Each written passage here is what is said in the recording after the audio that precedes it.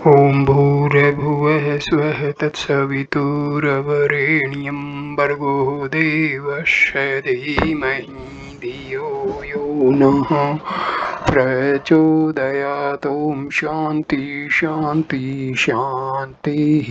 नमस्कार my dear friends, दोस्तों नमस्ते। ये महर्षि रामना से बातचीत का 13वां वीडियो है। ये वीडियो 146वीं बातचीत से शुरू होता है। 26 जनवरी 1936 146वीं बातचीत। एक शिष्ट एवं अत्यंत संपन्न परिवार की भारतीय महिला कुमारी लीना साराभाई के प्रश्न के उत्तर में श्री भगवान ने कहा, ममत्व की अवस्था आनंद की, समत्व की अवस्था आनंद की अवस्था है। वेदों की घोषणा मैं यह हूँ अथवा वह हूँ केवल मन के समत्व की प्राप्ति के साधन मात्र हैं। भक्त, अतः हमें एक लक्ष्य लेकर प्रारंभ नहीं करना चाहिए। क्या ऐसा है महर्षि? पहुँचने हेतु यदि कोई लक्ष्य होगा तो वह स्थायी नहीं होगा। लक्ष्य पहले से ही होना आवश्यक है। हम अहंकार सहित लक्ष्य प्राप्त करना चाहते हैं, किंतु लक्ष्य तो अहंकार से भी पहले विद्यमान है। लक्ष्य में जो कुछ भी है वह हमारे जन्म अथवा हमारे अहंकार के जन्म से भी पहले से है। क्योंकि हमारा अस्तित्व है, अतः अहंकार का भी अस्तित्व होता प्रतीत होता है। यदि हम आत्मा को अहंकार माने तो हम अहंकार बन जाते हैं। यदि हम आत्मा को मन समझें तो हम मन बन जाते हैं। यदि हम आत्मा को शरीर माने तो हम शरीर बन जाते हैं। संकल्प ही अनेक प्रकार के कोशों की रचना करते हैं।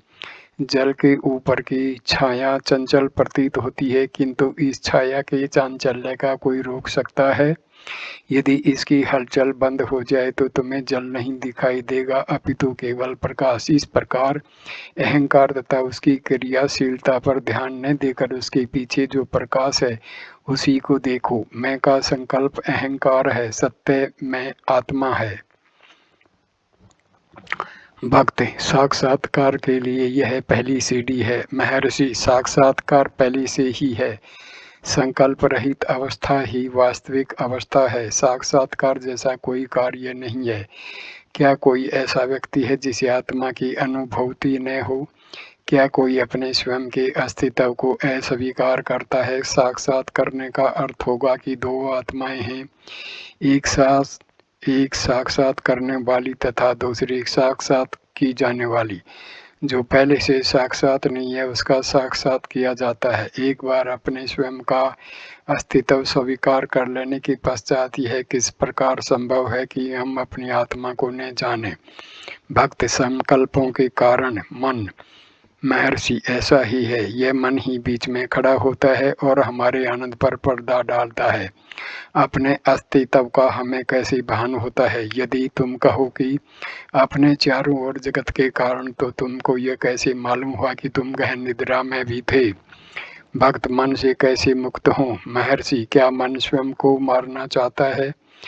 मन स्वयं को नहीं मार सकता, इसलिए तुम्हारा कर्तव्य है कि मन का वास्तविक स्वरूप जानो। तब तुम्हें ज्ञात होगा कि मन है ही नहीं। आत्मा की प्राप्ति होने के बाद मन कहीं नहीं रहता। आत्मा में दृढ़ रहने पर किसी को मन की चिंता की आवश्यकता नहीं। भक्त, भय से कैसे मुक्त हूँ? महर्षि, भय क्या है? यह एक संकल्प मात्र है। यदि आत्मा के अतिरिक्त कोई वस्तु हो तो भय का कारण है। अन्य कोई भी बाह्य वस्तु को कौन देखता है? पहले अहंकार उदय होता है और दृश्य पदार्थों को बाह्य रूप में देखता है। यदि अहंकार उदय न हो तो केवल आत्मा ही रहती है तथा वह अन्य कुछ भी नहीं है, बाह्य कुछ भी नहीं है। अपने से अन्य पदार्थ कुछ देखने के लिए दृष्टा का अंदर होना आवश्यक है। उसे प्राप्त कर कोई संशय उदय नहीं होगा, कोई भय नहीं रहता। भय ही नहीं, अहंकार के चारों ओर जितने भी संकल्प हैं वे भी इसके साथ विलीन हो जाते हैं। भक्त, सामान्य पद्धति से जिसमें साधन चातुष्टय की अपेक्षा रहती है, मुक्ति प्राप्त करने के लिए यह पद्धति सीधी प्रतीत होती है। महर्षि हाँ, समस्त दुर्गुण अहंकार के चारों ओर रहते हैं। अहंकार के नष्ट होने से साक्षात्कार सत्य ही हो जाता है। आत्मा में न सद्गुण है न दुर्गुण। आत्मा सर्व गुणों से मुक्त है, केवल मन की उपाधि है। आत्मा गुणातीत है। जहाँ एकता है वहाँ द्वैत भी होगा। एक के अंक से अन्य संख्याएं उत्पन्न होती हैं। सत्य न एक है न दो, वह यथावत है। संकल्प शून्य सतगित स्थिति को ऐसे ही रहने दो, इसमें अपना कोई संबंध मत मानो। जिस प्रकार जब तुम चलते हो उसमें पग स्वतः ही अनायास उठते रहते हैं, इसी प्रकार तुम्हारे कार्यों में भी। किंतु संकल्प शून्य अवस्था तुम्हारी क्रियाओं से प्रभावित नहीं होती। भक्त कार्यों में सद असद विवेक क्या है? महर्षि, सद असद विवेक सत्य ही होगा। अंतः प्रज्ञ भक्त अर्थात अंत प्रज्ञा ही मुख्य है। अंत प्रज्ञा का विकास भी होता है। महर्षि, जिन्होंने महान सत्यों का आविष्कार किया है उन्होंने वह आत्मा की शांति गहराइयों में किया है। अहंकार भूमि पर पड़ती व्यक्ति की छाया की तरह है। यदि कोई इसे गाड़ने का प्रयास करे तो मुड़ता होगी। आत्मा केवल एक है। यदि सीमित है तो यह अहंकार है, यदि निस्सीम है तो यह अनंत है एवं सत्य है। बुद्ध बदे एक दूसरे से भिन्न हैं तथा अनेक हैं, किंतु समुद्र केवल एक है। इसी प्रकार अहंकार अनेक हैं जबकि आत्मा एक है और केवल एक है। जब तुम्हें बताया जा चुका है कि तुम्हें अहंकार नहीं हो, तुम्हें सत्य की अनुभूति करनी चाहिए। अब भी तुम स्वयं को अहंकार से संबंध क्यों मानते हो? यह कथन उसके सदृश है जिसमें औषधि खाते में बंदर का संकल्प करने से मना किया था। यह असंभव है। सामान्य जनता की यही कठिनाई है। सत्य की चर्चा करने पर भी तुम शिवोहम अथवा अहम ब्रह्मास्मि का ध्यान क्यों करते रहते हो? इसके महत्व की खोज करके इसे समझना आवश्यक है। शब्दों का जाप अथवा उसका मन में सोचना मात्र ही पर्याप्त नहीं है। केवल आत्मा का त्याग ही सत्यता है। अहंकार को जानकर उसको नष्ट कर दो, क्योंकि अहंकार कोई वास्तविक वस्तु नहीं है। अतः यह स्वतः ही नष्ट हो जाएगा एवं सत्यता अपने आप प्रकाशित होगी। यह प्रत्यक्ष पद्धति है, जबकि अन्य पद्धतियों में अहंकार बना ही रहता है। उन पद्धतियों में अनेक संशय उदय होते हैं एवं शाश्वत प्रश्न अंततः हल करने के लिए बना रहता है, किंतु इस पद्धति में अंतिम प्रश्न एक ही है तथा आरंभ से ही यह सामने आ जाता है। इस प्रकार से की जाने वाली खोज में किसी साधना की आवश्यकता नहीं है।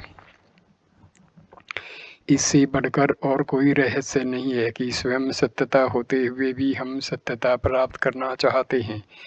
हम सोचते हैं कि किसी वस्तु ने हमारी सत्यता को ढक लिया है और सत्यता को प्राप्त करने के लिए पहले इसको नष्ट करना आवश्यक है। यह आशा शब्द है। एक दिन आएगा जब तुम भूतकाल में किए गए अपने प्रयासों पर स्वयं हंसोगे। जिस दिन तुम इस प्रकार हंसोगे वह आज भी और यही है। भक्त, इस प्रकार यह कल्पना रूपी मनोविनोद है। महर्षि हाँ, योग वासिष्ठ में कहा है, जो सत्य है हमारी दृष्टि से ओझल है, परंतु जो असत्य है वह सत्य जैसा प्रकट होता है। वास्तव में हम केवल सत्य का ही अनुभव कर रहे हैं, किंतु हम इसे जानते नहीं हैं। क्या यह आश्चर्यों का आश्चर्य नहीं है? मैं कौन हूँ कि शोध वह कुल्हाड़ी है जिसे अहंकार काट दिया जाएगा। 147वीं बातचीत। एक कन्नड़ सन्यासी के प्रश्न के उत्तर में श्री भगवान ने कहा, मन की अनेक भूमिकाएं हैं। साक्षात्कार पूर्ण तब का होता है, मन द्वारा उसका बोध प्राप्त नहीं किया जा सकता। सर्व ज्ञान तब अर्थात सर्वम होना है। सब कुछ का केवल मन से संबंध है। ज्ञात तथा अज्ञात दोनों मिलकर सर्वम होते हैं। मन की सीमा को पार कर तुम आत्म भाव से रहते हो। वर्तमान ज्ञान केवल सीमित का है, वह ज्ञान निस्सीम है। ऐसा होने से उसी इस ज्ञान से ग्रहण नहीं किया जा सकता। ज्ञाता होकर न रहो तब पूर्णता है। 27 जनवरी 1936। 148वीं बातचीत। एक गुजराती सज्जन ने कहा कि वे नाद पर एकाग्र होने का अभ्यास कर रहे हैं एवं जानना चाहते थे क्या यह पद्धति ठीक है। महर्षि, निर्धारित पद्धतियों में नाद पर ध्यान भी एक पद्धति है। इसके समर्थक इस पद्धति को एकदम विशेष उत्तम मानते हैं। उनके अनुसार यह पद्धति सबसे अधिक सुलभ तथा अत्यधिक सीधी है। जिस प्रकार बालक को लोरियां गाकर सुलाते हैं, उसी प्रकार नाद मनुष्य को शांत कर समाधि अवस्था में प्रवेश करा देता है। फिर जिस प्रकार एक राजा लंबी यात्रा से लौटते अपने राजकुमार के स्वागतार्थ राज्य के संगीताचार्यों को आगमनी करने हेतु भेजता है, उसी प्रकार नाद भक्त को परमात्मा के प्रसाद में आनंद पूर्वक ले जाता है। नाद से एकाग्रता सहज में हो जाती है। नाद की अनुभूति कर लेने पर स्वयं इसे ही लक्ष्य नहीं बना लेना चाहिए। नाद लक्ष्य नहीं है, दृष्टा को दृढ़ता से पकड़ना होगा, अन्यथा उसका परिणाम होगा शून्य। यद्यपि दृष्टा शून्य में भी है, किंतु उसे विभिन्न प्रकार के नाद के समाप्त हो जाने का भान नहीं रहेगा। उस शून्य में भी जागरूक रहने के लिए व्यक्ति को अपनी स्वयं की आत्मा को स्मरण रखना आवश्यक है। नाद उपासक उत्तम है। यह उत्तम होगा यदि इसे खोज विचार से संबद्ध कर दिया जाए। इस प्रणाली से नाद चिन्मय तथा तन्मय ज्ञान का तथा आत्मा का हो जाता है। नाद एकाग्रता में सहायता करता है। 28 जनवरी 1936। 149वीं बातचीत। एक साधु की प्रश्न करने पर कि क्या देह आदि की विस्मृति हो ही भक्ति है, श्री भगवान ने कहा, तुम देह की चिंता क्यों करते हो? भक्ति का अभ्यास करो तथा देह का क्या होता है इसका चिंतन त्यागो। 150वीं बातचीत। बड़ी उम्र के एक अमेरिकी दंपति श्रीमती एवं श्री कैली तथा उनके साथ आई। अन्य व्यक्ति जानना चाहते थे कि बैठने की असुविधा तथा मच्छरों के काटने की स्थिति में वे किस प्रकार एकाग्रता प्राप्त करें। महर्षि, यदि एकाग्रता ठीक हो तो असुविधाएं तुम्हें परेशान नहीं करेंगी। असुविधाओं पर ध्यान मत दो, ध्यान में मन को स्थिर रखो। यदि तुम मच्छरों के काटने पर उसे सहन करने का धैर्य तथा शक्ति नहीं है तो तुम आत्म साक्षात की आशा कैसे कर सकते हो? जीवन में सारे कष्टों को सहते हुए ही साक्षात्कार होना चाहिए। यदि तुम अपने आप को आरामदेह करके सैया पर जाओगे तो तुम्हें निद्रा आ जाएगी। कष्ट सहकर भी ध्यान में स्थिर रहो। 31 जनवरी 1936। 151वीं बातचीत।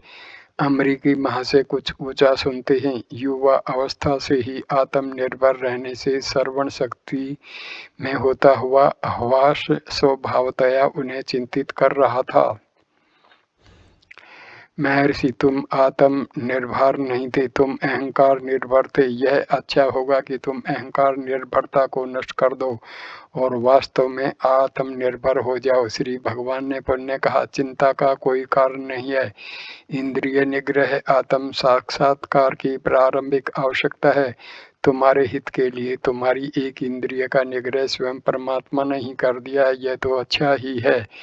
प्रश्नकर्ता ने कहा कि उसे विनोद तो अच्छा लगा, किंतु फिर भी उसके आत्मसम्मान को ठेस पहुंचती है। महर्षि, आत्मा केवल एक है। जब तुम अपनी भूलों के लिए अपने आप को दोषी ठहराते हो तब भी क्या तुम्हें ठेस पहुंचती है? यदि तुम आत्म भाव में दृढ़ हो जाओ तो तुम्हें दोषी ठहराने वाला दूसरा नहीं है।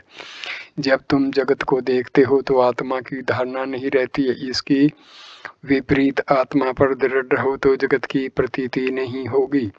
1 फरवरी 1936। 152वीं बातचीत। श्रीमती कैली जानना चाहती थी कि वे ध्यान करना उत्तम ढंग से कैसे सीख सकती हैं। महर्षि ने पूछा कि क्या उन्होंने रोमन कैथोलिक की भांति माला फेर कर जाप किया है? उत्तर था नहीं। महर्षि, क्या तुमने ईश्वर तथा उसके गुणों पर विचार किया है? भक्त, मैंने इन विषयों पर पढ़ा है तथा चर्चा की है। महर्षि, अच्छा, यदि इंद्रियों के स्पष्टतया व्यक्त किए बिना इसका मन में ध्यानपूर्वक विचार चलता रहे, यही ध्यान है। भक्त मेरा तात्पर्य गुप्त मार्ग तथा मैं कौन हूँ मैं वर्णित ध्यान से है। महर्षि, इसकी तीव्रता से इच्छा करो जिससे कि मन भक्ति में द्रवीभूत हो जाए। कपूर के जलने के बाद कुछ भी अवशेष नहीं रहता है। मन कपूर है। जब यह सब कुछ भी शेष पीछे छोड़े बिना आत्मा में परिवर्तित हो जाता है, यही आत्मा का साक्षात्कार है। 4 फरवरी 1936 153वीं बातचीत। पेशावर के कुछ लोग आए जिनमें एक जुडिशियल कमिश्नर थे तथा एक विद्वान उत्साही युवक था जो जीवात्मा से पृथक परमात्मा में दृढ़ आस्थावान था। उसने कुछ प्रश्न उठाए। श्री भगवान ने उसके अनेक संशयों का एक ही वक्तव्य से समाधान किया। आत्मा को जीव तथा परम की उपाधियों से रहित कर दो और कहो, क्या तुम्हें फिर भी कोई अंतर्दृष्टि गोचर होता है? यदि इसके उपरांत भी संशय बने रहे तो स्वयं इससे प्रश्न करो। संशय करता कौन है? विचार करता कौन है? उसे खोज लो, यह संशय नष्ट हो जाएगा। 5 फरवरी 1935 154वीं बातचीत। अगले दिन युवक ने प्राणायाम पर प्रश्न किया। महर्षि, ज्ञान के अनुसार प्राणायाम इस प्रकार है, ना अहम, मैं यह नहीं हूँ, ये ऋचक है, श्वास बाहर निकालना। को हम, मैं कौन हूँ, ये पूरक है, श्वास अंदर लेना। सो हम, मैं वही हूँ, कुंभक है, श्वास रोकना। इसी विचार की संज्ञा दी गई है। इस विचार से वांछित फल प्राप्त होती है। जिस साधक का इतना विकास न हो जो इसमें लग सके तो कुछ ध्यान करने से श्वास पर संयम होने लगता है तथा मन की चंचलता समाप्त होने लगती है। मन के संयम के साथ ही श्वास का संयम होने लगता है। अपितु केवल कुंभक पूरक रेचक की ओर ध्यान गए बगैर कुंभक हो जाना भी परिणाम करता है। यह भी सामर्थ्य से बाहर हो तो ऐसे साधक के मन को शिथिल करने के लिए श्वास नियमित निर्धारित किया जाता है। श्वास जितने समय तक नियंत्रण रखा जाएगा, मन केवल उतने समय तक ही शांत रहेगा। इस प्रकार यह अवस्था अस्थायी है। निश्चय ही प्राणायाम लक्ष्य नहीं है। यह कर्मशय साधना, प्रत्याहार, धारणा, ध्यान तथा समाधि तक जाता है। ये अवस्थाएं मन को वश में करने के लिए हैं। जिस साधक ने पहले प्राणायाम का अभ्यास किया है उसके लिए यह नियंत्रण सरल हो जाता है। प्राणायाम उसे मनोनिग्रह की उच्चतर अवस्था तक ले जाता है। अतः योग का लक्ष्य भी मनोनिग्रह है। जिस साधक ने पर्याप्त प्रगति कर ली है वह स्वाभाविक ही प्राणायाम में समय नष्ट न कर सीधा मनोनिग्रह करेगा। बहुत से लोग जिन सिद्धियों के पीछे भागते हैं वे तो सरल परिणाम के विकास से ही सिद्ध हो जाती हैं। आहार संयम की आवश्यकता पर प्रश्न करने पर भी भगवान ने कहा, मित हित भुक, अनुकूल भोजन सीमित मात्रा में। भक्ति के महात्म्य के संबंध में प्रश्न करने पर श्री भगवान ने कहा, जहाँ तक विभक्ति है वहाँ तक भक्ति की आवश्यकता होगी, जहाँ तक वियोग है वहाँ तक योग की आवश्यकता होगी। जब तक द्वैत है तब तक ईश्वर तथा भगत भी हैं। विचार के संबंध में भी ऐसा ही है। जब तक विचार है तब तक द्वैत भी है, परंतु स्रोत में विलीन होने के बाद केवल एकता है। भक्ति भी इसी के अनुरूप है। भक्ति में ईश की प्राप्ति के उपरांत केवल एकता है। ईश्वर विचार भी आत्मा द्वारा होता है। अतः ईश्वर तथा आत्मा एक ही हैं। यदि साधक को भक्ति का निर्देश मिले तथा वह सीधा भक्ति करने लगे तब ठीक है, किंतु ऐसे भी व्यक्ति हैं जो फिर विचार करने लगेंगे। दो हैं, एक मैं तथा एक ईश्वर। दूरस्थ ईश्वर को जानने से पूर्व मुझे समीप समीपस्थ मैं को जान लेना चाहिए। ऐसे साधक को विचार मार्ग का उपदेश दिया जाता है। वस्तुतः भक्ति तथा विचार में कोई अंतर नहीं है। 155वीं बातचीत। उसी व्यक्ति ने समाधि के स्वरूप पर तथा साधनों पर प्रश्न किया। महर्षि, जब समाधि के स्वरूप तथा समाधि में जाने के मार्ग को जानने वाला नहीं रहता, समाधि हो जाएगी।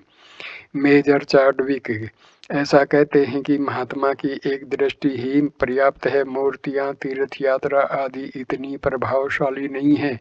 मैं यहाँ 3 मास से निवास कर रहा हूँ, कह नहीं सकता महर्षि की दृष्टि से किस भांति लाभान्वित हुआ हूँ। महर्षि, महात्मा की दृष्टि पवित्र करती है। पवित्रता दृष्टि से नहीं देखी जा सकती।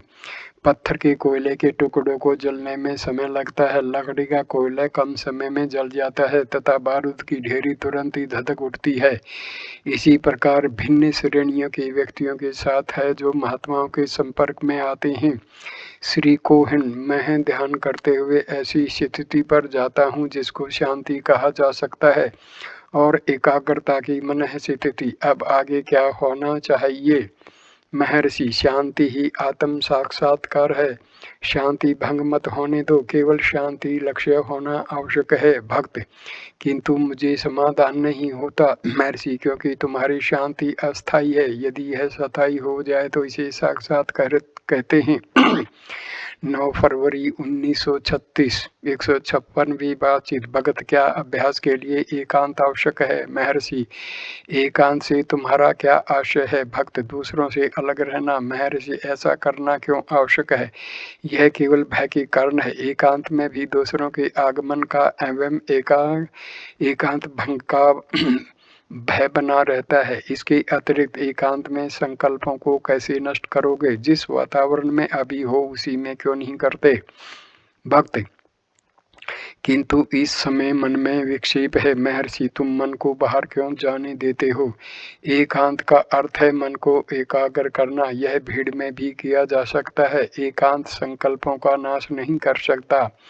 यह अभ्यास से ही साध्य है। यह अभ्यास यहाँ भी किया जा सकता है। 157वीं बातचीत। भक्त, मैं की खोज में एक अवस्था ऐसी आती है जब साधक को यह आदेश दिया जाता है कि अनुग्रह के प्रवेश के लिए वह मन को प्रभावहीन अवस्था में रखे। प्रभावहीन फल से निश्चित फल की प्राप्ति कैसे हो सकती है? महर्षि, आत्मा सदैव विद्यमान है, इसे नवीन रूप से प्राप्त नहीं करना है। भक्त, मेरा आशय यह है कि प्रभावहीन नकारात्मक अवस्था में क्या किया गया है जिसे अनुग्रह की प्राप्ति हो? महर्षि, क्या तुम यह प्रश्न अनुग्रह के बिना कर रहे हो?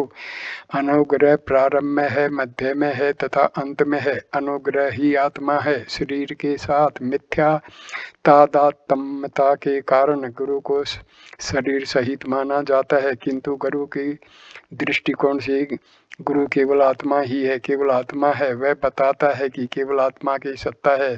तब क्या आत्मा तुम्हारा गुरु नहीं है? अनुग्रह की प्राप्ति अन्यत्र कहाँ से होगी? यह केवल आत्मा से होगी। आत्मा की अभिव्यक्ति अनुग्रह की अभिव्यक्ति है तथा अनुग्रह की अभिव्यक्ति आत्मा की अभिव्यक्ति है। यह सारे संशय भ्रांत दृष्टिकोण के कारण तथा अपने से बाहर की वस्तुओं की प्राप्ति की इच्छा के कारण होते हैं। आत्मा से भिन्न कुछ भी नहीं है। भक्त, हमारे सारे प्रश्न हमारे दृष्टि बिंदु के अनुसार होते हैं, जबकि श्री भगवान के उत्तर उनके दृष्टि बिंदु से होते हैं। प्रश्नों का न केवल समाधान ही किया जाता है अपितु उनको प्रभावहीन भी कर दिया जाता है।